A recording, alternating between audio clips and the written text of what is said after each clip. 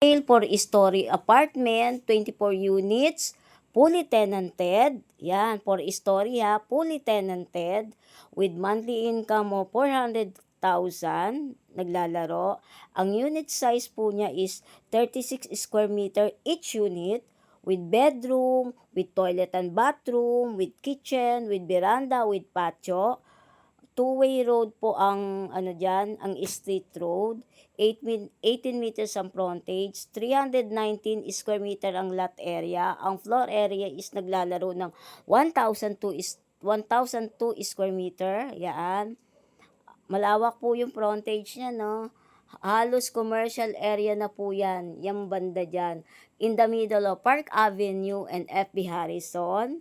Yan, naglalakad na po ako palabas. Palabas po ako ng Park Avenue ha. Ayan po, going to Park Avenue. Ayan po, going to FB Harrison. FB Harrison yan. Yan, tinutumbok na yan pag papunta na FB Harrison. Yan namang lalakarin ko. Yan po 4-story fully tenanted apartment Yan, yung palabas pong, yung lalabasan ko po niyan, tutumbukin po niyan is Park Avenue. Flood free po yan. Again, 319 square meter ang lot area. Ang terms of payment po dyan, hindi sila nag-a-allow ng bank financing.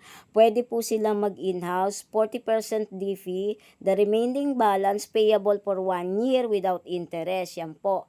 Yan, mga katabi niyan, puro commercial establishment. Yan po. Yan, nilalakad ko na po yung palabas ng street ng property. Yan po. Tinutumbok na po niyan is Park Avenue. May 7-Eleven, andyan po yung mga terminal ng tricycle, palabas ng Libertad, ng TAP, ng PAEDSA, name it po.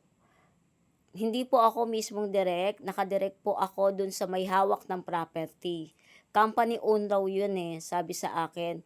Negotiable naman kahit papano, basta pagka mag-viewing, magpa-schedule lang po para masabihan po yung may hawak niyan.